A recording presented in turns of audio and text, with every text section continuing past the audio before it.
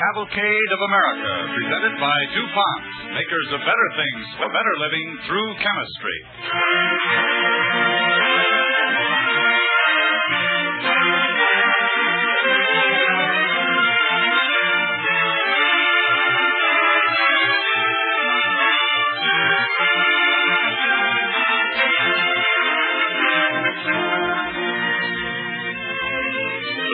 Of the plainsmen, the restless men of the cattle trails and boom towns of the young West, and to those who still hold America's frontiers, this performance of the Cavalcade of America is dedicated.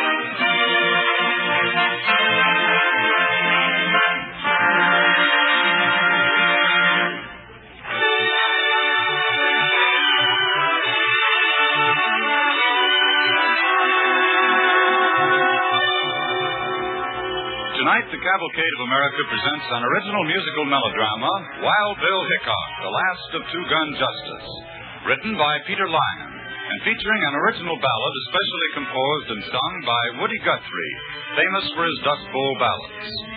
Starring in the role of Wild Bill Hickok is Kenneth Delmar from the Cavalcade Players. The part of Sarah is played by Jeanette Nolan, the mayor by William Pringle, Tom Custer by John McIntyre, Hudson by Howard Smith, McCandless by Edwin Jerome, and Calamity Jane by Agnes Moorehead. Our orchestra and original musical score are under the direction of Don Voorhees. DuPont, makers of better things for better living through chemistry, present Wild Bill Hickok on the Cavalcade of America.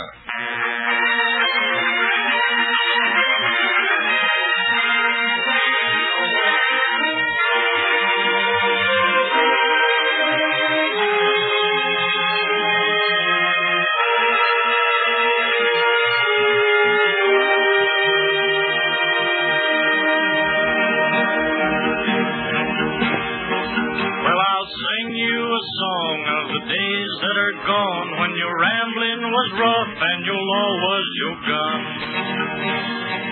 When your life was a gamble, make it ace, deuce, or tray, and the men of the past made the men of today. About the best chance you had was your old 44, 'cause your gun was your order and your draw was your law. Some men was cowards and some men was brave, but all of the boys sleep now in their graves.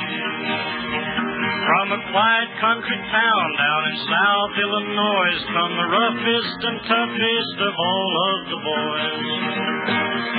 Now his last name was Hickok, first name was Jim, and he liked to ride and hunt and to swim. When he was a boy and all his life long, well, he liked what was right and he hated what's wrong. He was still just 15 when he helped get away a poor Negro slave on an underground railway. Lord, that was a bullet, Master Jim. Sounded like it. They're shooting it up. Okay, keep your head down. Keep your head down. Come on, guys. I sure is obliged. What you doing for me, Master Jim? Keep quiet. Get look behind us. Yes, sir. We standing on him, Master Jim. Don't call me Master Jim. Ain't nobody a master. That's right, Jim. You still gaining? Looks like it. I can't see the marshal's gig back there for the dust. Go. Hold on, go.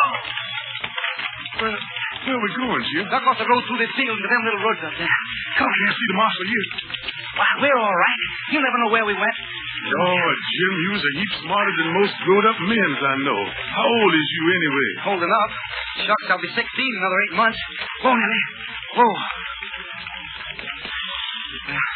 Here you are, Sam. Yes, sir. I sure is mighty grateful to you, Jim. You know, that's a funny thing. I reckon that's the first time I was on the receiving end of some bullets. That's so.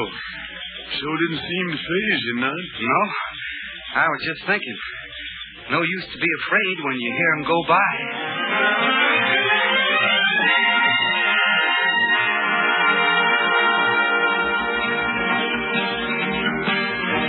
Bullets a-whistling to the left and a-whistling to the right. No use to be afraid when you can hear them go by. They was hard-hitting, straight-shooting, hard-fighting men, and Jim met 'em all at the age of 15. Well, old Charlie Hudson was a mule-skinning man. Charlie was a bully, and the kid called his hand. Charlie was a bully, and the kid called his hand. What are you thinking about, Jim? Oh, I was thinking maybe we should have took the back road. But I promised your Ma I'd have you home by supper time. Oh, Jim, look out. Someone's going to cross the ditch on the other side. Yeah, that's what I was thinking about there. Hey, Hickok! Jim, it's that Dixon baby. Hurry. I see him. Hi there, Charlie. Look out, will you? Only one of us can go over that bridge at once. Well, then, looks like it'll be us. Get your head. Come on. Oh, Jim, look out with him. Blaster, you young runts. Pick up your horse and I'll kick him right off the bridge. Jim, don't let him make no trouble. Don't worry.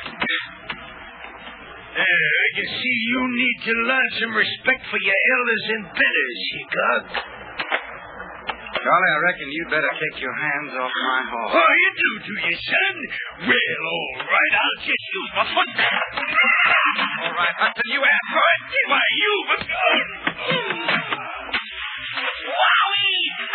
Knocked him clean through the rail and into the water. How you like that? Jim. Huh? Jim, where is he? That's right. He ain't come up. There ain't even any bubbles come up. Oh, Jim, maybe you killed him. Well, I couldn't have. Just a clip on his jaw, I couldn't have.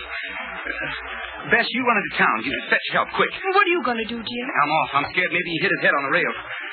I'm getting out of here. I gotta run away. Oh, Jim, no. Maybe I killed him. I'm heading for Kansas, alone.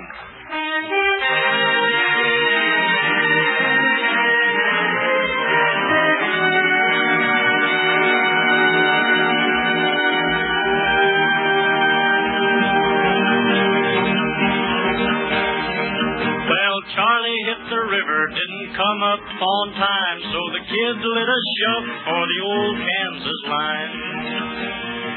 Now Kansas was new and Kansas was tough, and Mr. McCandless thought that Hickok would bluff. And Mr. McCandless thought that Hickok would bluff. Come on in. Door's always unlocked. Jim, I rode as fast as I could to let you know. Well, howdy, Sarah. Sit down. She looks to be as out of breath as a hummingbird. Jim, Dave McCandless is on his way over here now with two of his men, Jim Woods and Jim Gordon. On his way over here? What's he up to? He claims he hasn't been paid all the money agreed on for the express station. Says he's going to shoot it out with you. Shoot it out with me? Doesn't sound like Dave. Why, after all, he got me my job here with the Pony Express. Jim, you know he's a rebel and you're from the north. Well, that's not a shooting affair yet, is it? And, Sarah, besides, why are you coming here to tell me all this? Aren't you still sweet on him? Well, sure I am. I just don't want him to get hurt. I just don't remember you worrying your head, especially, about him getting hurt before this. You sure you haven't got anything else on your mind? You, Jim. Me? I couldn't stand it if you were to get shot, Jim. Why, Sarah, Oh, Jim, I thought you knew. Ever since that. Come in. Howdy, Dave. Seems like you're in a hurry. Come along. What you doing here, Sarah? Get out. You oughtn't to speak to a lady so short, Dave. People get to thinking you're rude. You got any call to buddy in Hickok? I'm not talking to you. Sure you are, Dave. Talking right to me. Keep on. All right, then, I will. What about the rest of the money I was owed for this express station? I come to collect. Now, the story I get is that you've been paid off, Dave. You talk to the United States government about it. I'm talking to you now. I'm not interested in that United States. Jim, look out! Jim, I saw him coming. you couldn't. You haven't got eyes in the back of your head. They was reflected in the window there. Well, thanks for warning me, anyhow. Jim, you got to get out of here. Quick. They'll call it murder. The law will be down on you. Well, I reckon I'll just let the law take its course, Sarah. Oh, Jim, you can't. You know, I'd always thought Dave was quicker on the draw than that. Just shows you never can be sure.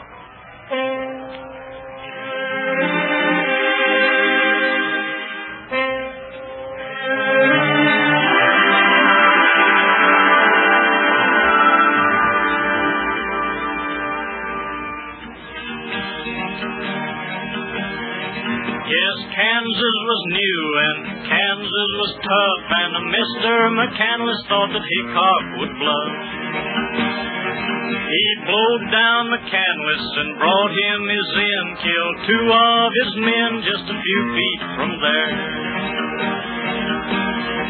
In Kansas, your gun and your draw was your rule, and your big 44 was your college and school. They made Jim the marshal of Independence Town, so he tried to bring law and order around.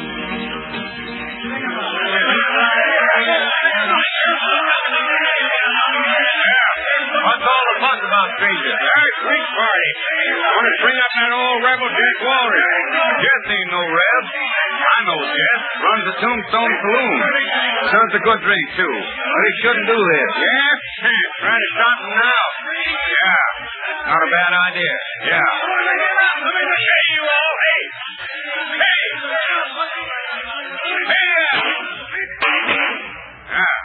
I thought that'd hold you a little. Now listen to me a spell.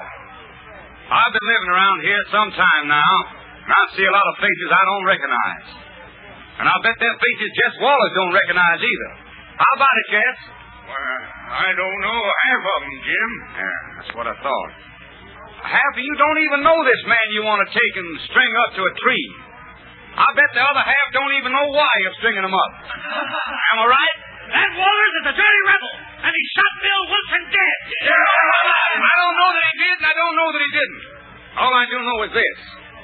Lynching never cured nothing. Now, if he killed Bill Wilson, let the law handle it. What we got a law for?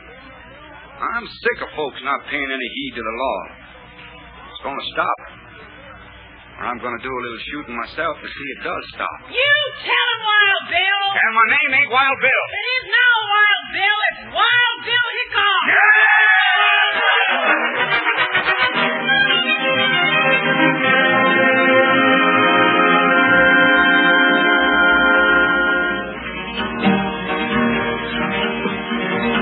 A lady, she hollered, hooray for Wild Bill. So does Wild Bill Hickok, the name's with him still. Down yonder, the big Civil War had broke out, and Wild Bill is just about the best of the scouts. He scouted around, was doing just fine, till they arrested him in back of the Confederate line. And they arrested him in back of the Confederate line. Oh, who goes? Who goes?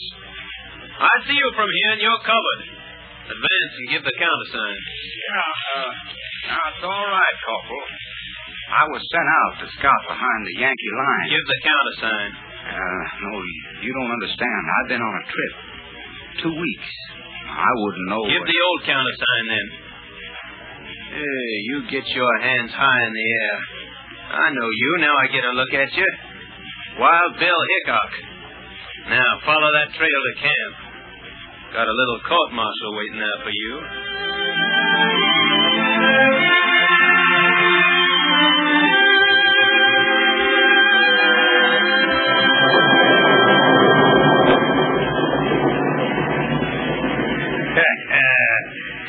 Yes, indeed. Thunders and lightnings, the heavens open up, and what do I find? Wild Bill Hickok. Let's see. See, you operated pretty well against us at Pea Ridge, Bill. Yeah? Yeah. There's a paper here says you shot and killed 4 out of 7 of our men who tried to ambush you. Well, that was 5, Colonel. Now you're caught behind our lines again. Well, well. Guess we don't need to go through the formalities of a court-martial for a spy like you. Seems to be plenty of evidence to justify my verdict. Sentry? Yes, sir. Put Hickok in that log cabin back of headquarters under a 6-man guard. Give him orders they're not to go inside no matter how hard it rains. He's to be shot at dawn. Yes, sir.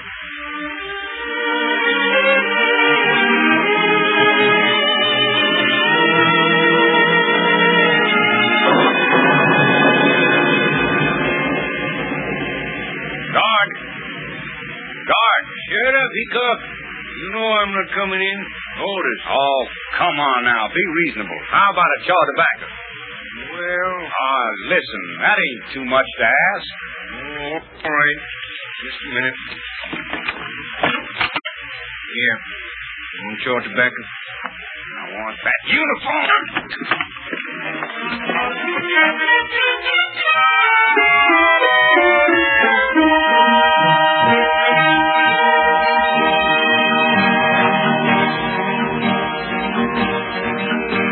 Bill got out of that Confederate calaboose. When the big war was over, he went on the loose.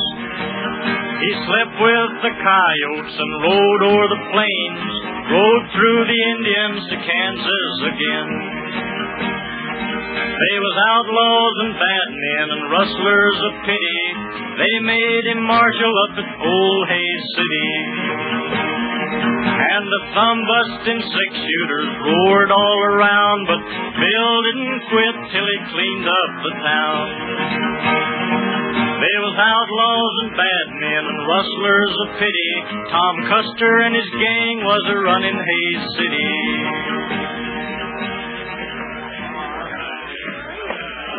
Well, Bill, I don't mind saying I'm glad we convinced you to take over here. Yeah. Well, it sure looks like a pretty little town. Need some churches here, but you can't have everything right at first. Churches help to bring order. Yeah. But I'd say you did, Buds, well. You always carry that many guns? Well, I'll tell you about that. Just at first, it's nice to know you got two in your belt and a third in your hand. People get to thinking maybe you can shoot that many. Hey, trouble. There comes your first trouble right now. Who might that untuneful creature be? He's our biggest troublemaker, Bill, and he wears the Army uniform. That's General Custer's brother, Tom Custer. He's no killer, just troublemaker. Hey there, partner. Slow down a spell. Who are you to be ordering around an officer of the Army? I'm just a man who aims to live in peace and quiet, partner. I can't do it so easy while you're shooting off them guns. Make my head ache. You ain't living peace and quiet, huh? Then you better get out of the road, stranger. Partner, it's you who's going to get out of the road. Get down off your horse before I pull you down. Stranger, it's easy to talk that way with all them guns. What's your name? There are my guns on the road. I still say get off your horse. You're disturbing the peace. Now, if you want to know my name, it's Hickok. They call me Wild Bill. Why, sure, Bill. I heard tell of you. What do you mind to do with me? Just let you cool off in the jailhouse a spell, Custer. I don't care none about your uniform or your brother. I just care that you keep the peace.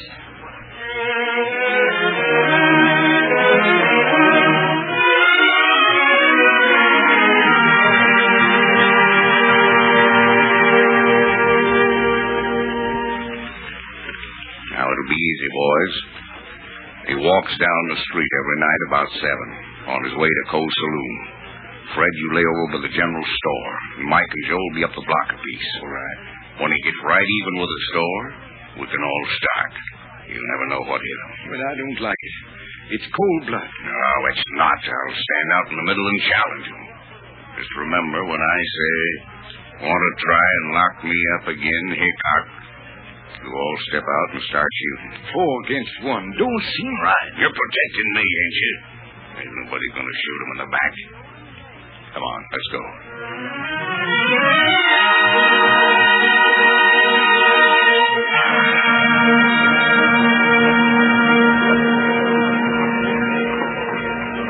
Hi, Bill.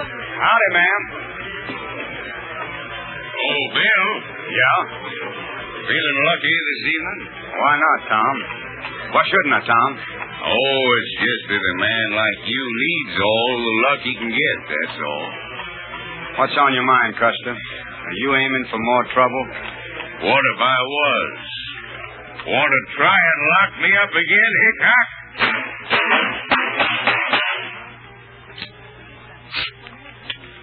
Reckon I won't have to try, Tom Custer.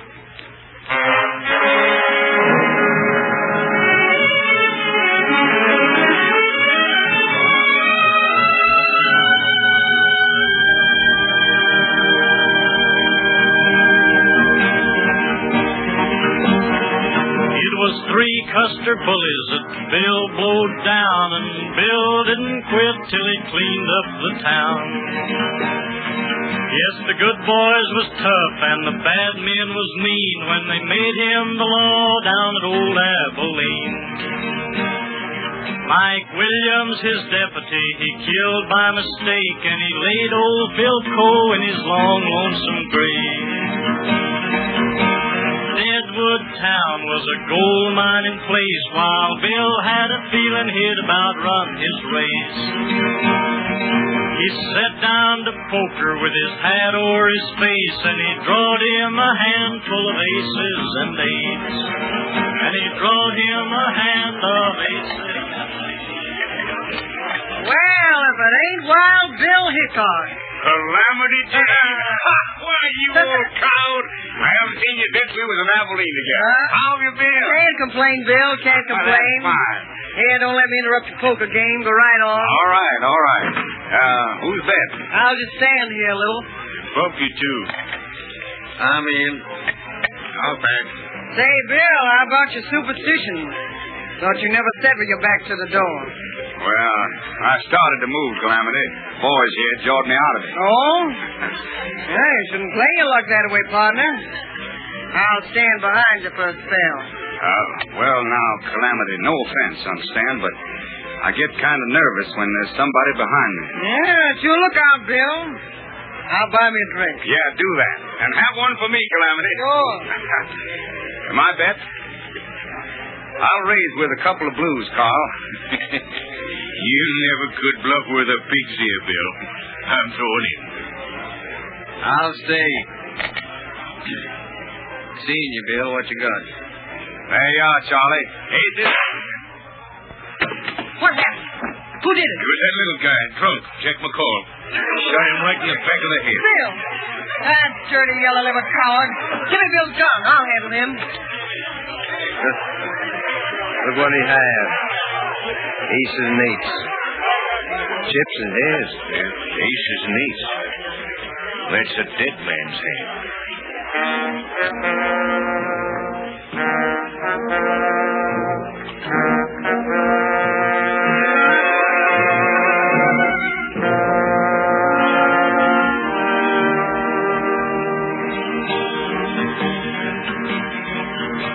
Aces and eights was a dead man's hand, while Bill had a feeling this would be his last stand.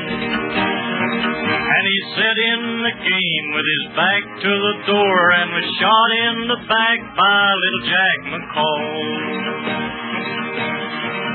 Calamity Jane saw Wild Bill fall, and she swore she'd kill that coward McCall.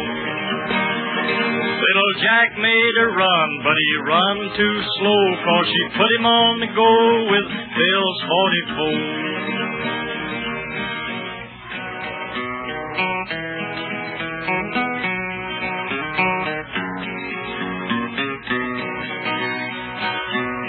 Once in the saddle I used to go dashing, once in the saddle I used to go gay.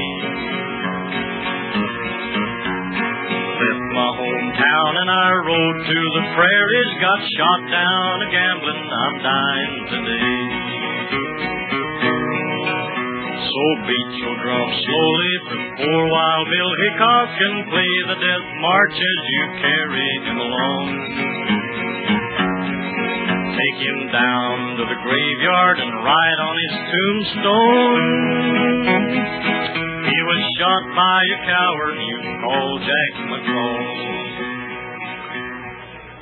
The words on Wild Bill Hickok's rude tombstone are weathered and almost too dim to read. A brave man, the victim of an assassin, J.B. Hickok, called Wild Bill, aged 39 years, murdered by Jack McCall, August 2nd, 1876. These words still hold in our memory a fabulous figure who belongs in the great company of immortals in the Cavalcade of America.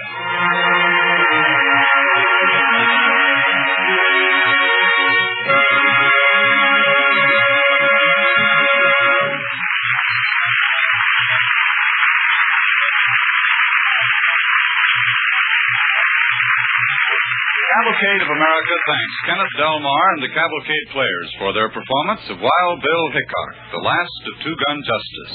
And to Woody Guthrie, our congratulations for his ballad, especially written for this program, a song to enrich the legends of a great American frontiersman.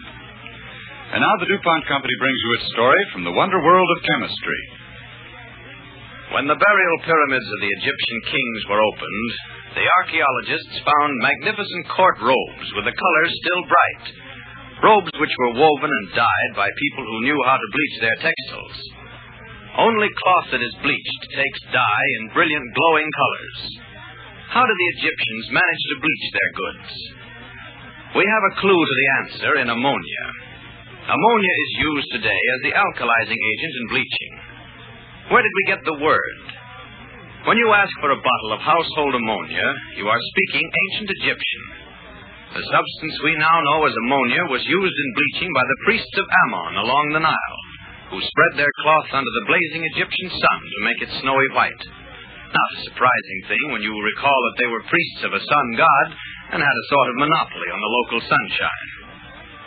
Thousands of years after Egypt became a land of the dead, Dutchmen in Holland and Irishmen in Erin were still bleaching their linen and wool by soaking them in lye and buttermilk and spreading them on the grass in the sun. Doing it with a sure knowledge of what would happen, but not knowing why. It wasn't exactly what we'd call a high-speed process. A weaver delivered his goods for bleaching in March and got them back, if he was lucky, toward the end of October. That was one reason clothes cost so much in the old days. DuPont what the sun did to turn cloth white. There was oxygen in the dew on the grass and oxygen in the air. The sun split the molecules of oxygen into atoms that were active chemically, and the atoms did the job. Most silk, wool, and cotton goods that are to be finished in pastel shades are first bleached in order to ensure clear, bright colors. Rayon silk-wool mixtures that furnish us with some of our handsomest fabrics that an ancient Egyptian couldn't have imagined, would be impossible without a modern bleaching process. Since bleaching is so important, it was up to the chemist to find a method that wouldn't require all the buttermilk in Holland or all the green old sod in Ireland. What could the chemists make that would yield the same sort of oxygen released by nature on green meadow grass? The answer was found by DuPont chemists in a hydrogen peroxide, not very different from the hydrogen peroxide you have in your home. You know how it bubbles. Well, those fuzzy bubbles are oxygen, the same active molecules of oxygen that are found in dew. Sheets are whiter today. Men's shirts are whiter and wear longer. Wool blankets stay white without turning yellow because DuPont chemists found a way to bring you, in the words of the DuPont pledge, better things for better living through chemistry. And now the star of next week's program, John McIntyre. Ladies and gentlemen, next week Cavalcade presents a new radio play by Eric Barnow, Dr. Franklin Goes to Court, a story of the genial philosopher at a crucial period in our history. Last year I had the pleasure of playing Benjamin Franklin as a character in the Cavalcade drama about Thomas Jefferson. And so I am especially interested in impersonating Dr. Franklin again with a new dramatic emphasis. It's the story of Dr. Franklin's return to public life